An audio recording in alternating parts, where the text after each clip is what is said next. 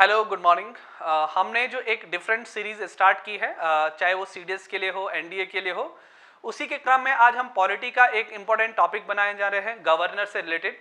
और गवर्नर के बारे में हम 2 लेक्चर बनाएंगे, एक आज और एक कल, आधा आधा देखकर पढ़ लेंगे से कंप्लीट। तो आज हम क्या क्या देखने वाले हैं राज्यपाल। पहले तो ये देखेंगे राज्यपाल का क्या भूमिका होती है और उसके पद की क्या इंपॉर्टेंसी होती है। फिर देखेंगे उससे रिलेटेड क्या क्या उसकी योग्यताएं होती हैं, उसके अपॉइंटमेंट कौन करता है, उसकी लेजिस्लेटिव पावर, उसकी एग्जीक्यूटिव पावर देखेंगे, उसकी जुडिशियल पावर देखेंगे, इकोनॉमिकल पावर देखेंगे। हर चीज़ को हम यहाँ बारीकी से डिस्कस करेंगे। तो फर्स्ट ऑफ ऑल जरा हम चले राज्यपाल के संबंधित जितने भी टॉपिक हैं उनके बारे में जरा चर्चा करते हैं यहाँ। तो पहला जो विषय है वो इस प्रकार से है कि भारत में संसदीय शासन प्रणाली है और इस संसदीय शासन प्रणाली के अंतर्गत जिस प्रकार की कार्यपालिका की संरचना सेंटर में की गई है, उसी प्रकार की कार्यपालिका की संरचना राज्यों में की गई है। कहने का अर्थ यह है कि जैसे मान लीजिए सेंटर में, केंद्र में, तो संसद वहां कैसे बनती है मिलकर। वहां जो संसद बनती है उस संसद के 3 अंग माने जाते हैं। कौन कौन से? लोकसभा, दूसरा होता है राज्यसभा और तीसरा होता है राष्ट्रपति। इन तीनों को मिलकर किसका निर्माण होता है? संसद का निर्माण होता है। ठीक उसी प्रकार की कार्यपालिका का गठन भी कहां किया गया है? राज्य में किया गया है। यानी कि जो राज्य में लेजिस्लेटिव काउंसिल होती है, जो विधानसभा होता है या विधानमंडल होता है, किसी किसी राज्य में क्या होता है? विधानमंडल होता है। तो वहां उसकी संरचना में भी इसी प्रकार से रखा गया है कि जिस राज्य में विधानसभा होगी वहां क्या होगा? यानी कि वहां होगा राज्यपाल। ठीक है, फर्स्ट पार्ट में, यानी हम उसे पूरा लिख लेते हैं, राज्यपाल। फिर होता है विधानसभा और फिर होता है विधान परिषद। इन तीनों से मिलकर क्या बनती है? विधानसभा बनती है, विधानमंडल बनता है। तो आप देख लोगे संसदीय शासन प्रणाली में, यानी कि केंद्र और राज्य, मैं अगर इसे ऐसे बांट दूं सेंटर वर्सेस स्टेट, तो एक जैसा संरचना हमको देखने को मिलती है। तो तब राज्यपाल की वहां भूमिका आ जाती है कि राज्यपाल उसी प्रकार से अपना रोल प्ले करता है स्टेट में जिस प्रकार से केंद्र में कौन करता है? राष्ट्रपति करता है। यानी कि आप यहां उसे इस प्रकार से भी देख सकते हैं। ठीक है, राज्यपाल पर आगे बढ़ने से पहले जरा हम ये देख ले राज्यपाल के बारे में कहां दिया गया है, किन किन अनुच्छेदों में इसके बारे में जिक्र किया गया है। तो पहले जरा देखेंगे भाग 6 में, यानी पार्ट 6 में राज्यपाल आर्टिकल 153 से लेकर 167 में बताया गया है। यानी इस पार्ट 6 में आर्टिकल 153 से 167 का जो पूरा का पूरा भाग है, इसमें राज्यपाल के बारे में समझाया गया है, राज्यपाल की क्या पावर होती है, कैसे कार्य करता है, और उससे संबंधित अन्य और भी प्रावधान दिए गए हैं। कैसे दिए गए हैं कि राज्यपाल मान लीजिए एक राज्य का ही नहीं बल्कि 2 राज्यों का भी हो सकता है। ऐसा प्रावधान किया गया था 7th कॉन्स्टिट्यूशनल अमेंडमेंट, 7वें संविधान संशोधन 1956 के अंडर। यानी कि 7वें संविधान संशोधन 7th कॉन्स्टिट्यूशनल अमेंडमेंट 1956 के अंडर यह प्रोविजन किया गया भारतीय संविधान में कि एक राज्य का राज्यपाल दूसरे राज्य का राज्यपाल भी हो सकता है, एक साथ 2 राज्यों का राज्यपाल भी हो सकता है। इस प्रकार के प्रावधान में लिखे गए हैं। और आप मुझे कमेंट में बताइए वर्तमान समय में किस राज्य के राज्यपाल 2 राज्यों के राज्यपाल हैं और हाल ही में बने हैं वो, अभी लगभग उन्हें 2 हफ्ते भी नहीं हुए बने हुए। तो उनके बारे में आप जरा हमें कमेंट में लिखकर बताइए कि क्या क्या उनके बारे में प्रावधान है। तो जरा अगला चले जरा। ठीक है, अगला आए कि राज्यपाल की नियुक्ति कौन करता है। सबसे इंपॉर्टेंट टॉपिक पर हम डिस्कस करेंगे उनकी नियुक्ति, कि राज्यपाल की नियुक्ति कौन करता है। तो इस क्वेश्चन का आंसर सभी के पास होता है कि राज्यपाल की नियुक्ति कौन करता है? राष्ट्रपति करता है। लेकिन हम जरा उससे रिलेटेड और भी तथ्यों को जरा डिटेल में चेक करें कि राज्यपाल करता है तो कैसे करता है। तो जरा ध्यान दें, राज्यपाल की जो नियुक्ति होती है वो उसका न राष्ट्रपति की तरह कोई चुनाव होता है, इनडायरेक्टली कोई चुनाव होता है, और न राज्यपाल को पब्लिक के द्वारा चुना जाता है। ऐसा क्यों किया गया, इसके बारे में हम आगे डिबेट करेंगे। तो राज्यपाल का जो नियुक्ति होता है वो राष्ट्रपति के द्वारा किया जाता है, और बल्कि मैं उसे यूं कहूं कि वो केंद्र सरकार के द्वारा मनोनीत एक व्यक्ति होता है राज्य में। ठीक है, और केंद्र सरकार की ही अनुशंसा पर राष्ट्रपति उसे क्या करता है? अपॉइंट करता है एक स्टेट में। और जब वो ऐसा करता है तो जरा ध्यान दें, हम उसे ये भी कह सकते हैं कि राज्यपाल राज्य में एक केंद्र का एजेंट होता है और केंद्र के एजेंट के रूप में काम करता है। लेकिन 1979 में सर्वोच्च न्यायालय ने अपना एक डिसीजन दिया और सर्वोच्च न्यायालय ने उस डिसीजन में यह कहा कि भाई राज्यपाल इस प्रकार की बातें कहना बिल्कुल गलत है, इस प्रकार की अवधारणा अपने मन में बिठा लेना बिल्कुल गलत है कि राज्यपाल केंद्र सरकार का एक कर्मचारी होता है या राज्य सरकार केंद्र सरकार का क्या होता है, एक एजेंट होता है राज्य में। ऐसा बिल्कुल भी नहीं है, बल्कि राज्यपाल उस राज्य में पूरी कार्यपालिका का प्रधान होता है और एक संवैधानिक पद है और वह किसी भी प्रकार से, किसी पार्टी से, किसी सरकार से या किसी भी व्यक्ति का एजेंट नहीं हो सकता है।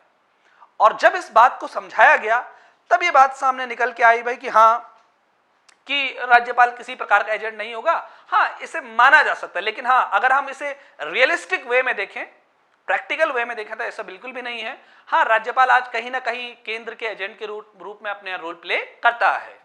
ठीक है, तो जरा आगे उसके बारे में डिस्कस करें कि आखिर राज्यपाल क्यों केंद्र सरकार के द्वारा या राष्ट्रपति के द्वारा नॉमिनेट किया जाता है, क्यों, आखिर इलेक्शन क्यों नहीं किया जाता है। तो पहला जरा ध्यान दें, मान लीजिए अगर राज्यपाल का चुनाव होता, राज्य में अगर राज्यपाल का चुनाव होता तो जैसे अमेरिका में क्या होता है, अमेरिका में जो वहां का राज्य का गवर्नर होता है उसका इलेक्शन होता है।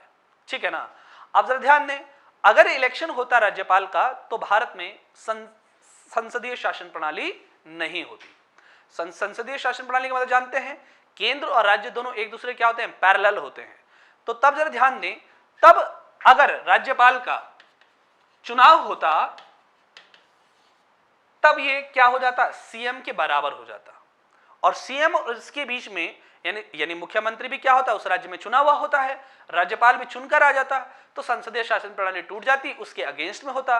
और कनाडा में क्या होता है, देखिए अमेरिका में जो राज्य का गवर्नर होता है वो जनता के द्वारा चुनकर आता है, और कनाडा में जो वहां का राज्यों का राज्यपाल होता है, गवर्नर होता है, वो नॉमिनेट होता है सेंट्रल गवर्नमेंट के हिसाब से। तो यहां पर भी क्या किया गया, सेंटर से ही वो इलेक्ट होकर जाता है। फिर अगला पॉइंट क्या आ गया,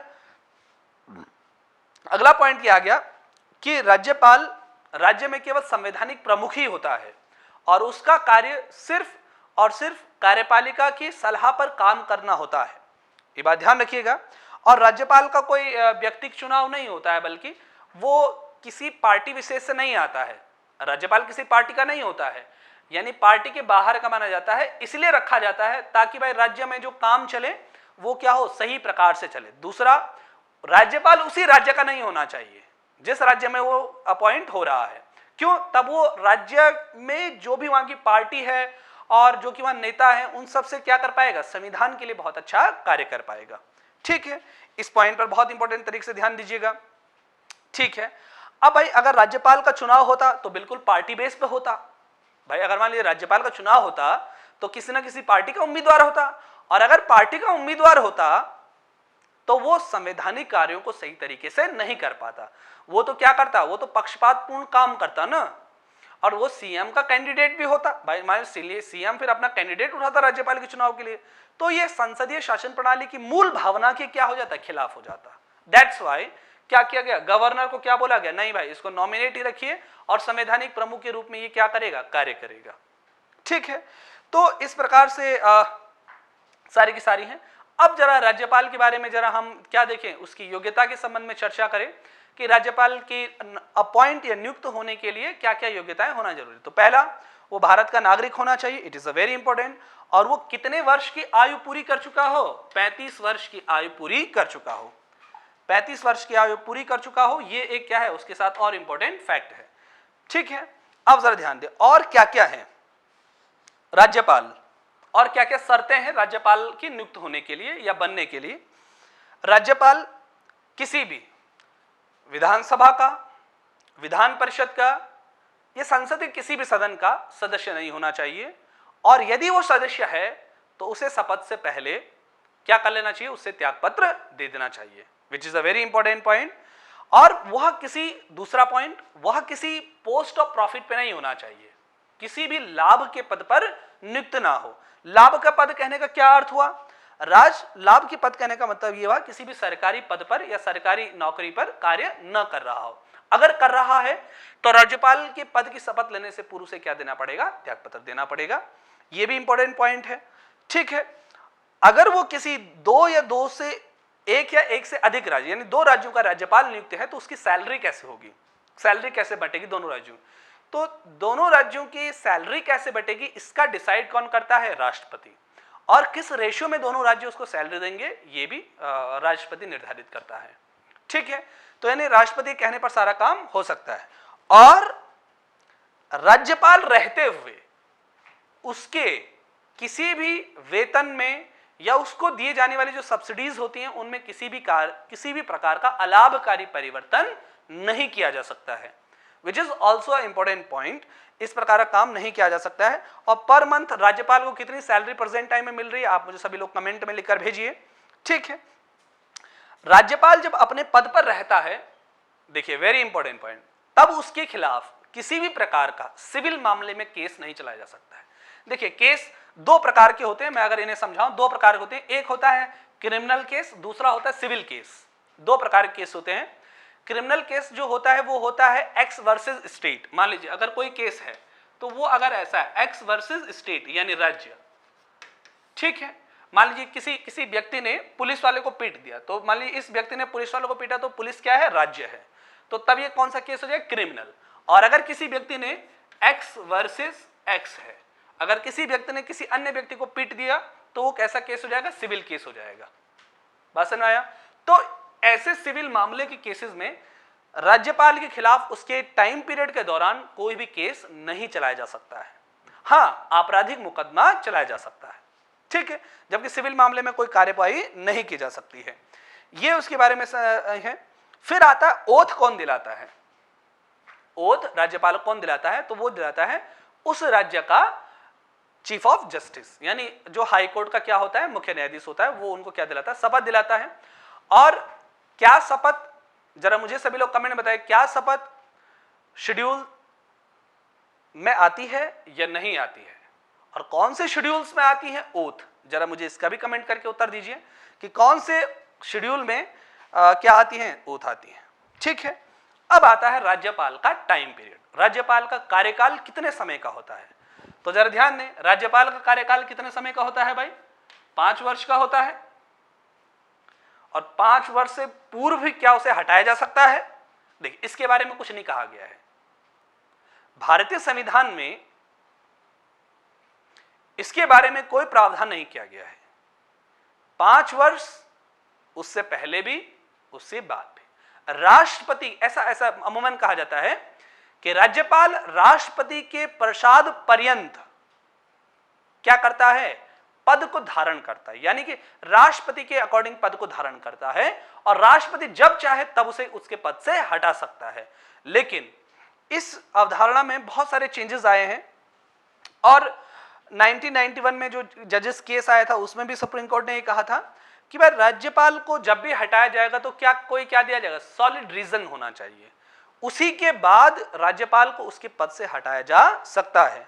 क्योंकि ऐसा बहुत समय हुआ है जब सरकारों ने सरकार बदलते ही पिछली वाली सरकारों के सारे राज्यपालों को हटा दी, ऐसा बहुत सारी बार हुआ है। और तब ये कहा गया सुप्रीम कोर्ट ने, भाई ऐसा करना ठीक नहीं है, ये क्या है, संविधान की मूल भावना के क्या है, खिलाफ है, ऐसा बिल्कुल भी नहीं होना चाहिए। बात समझ में आया?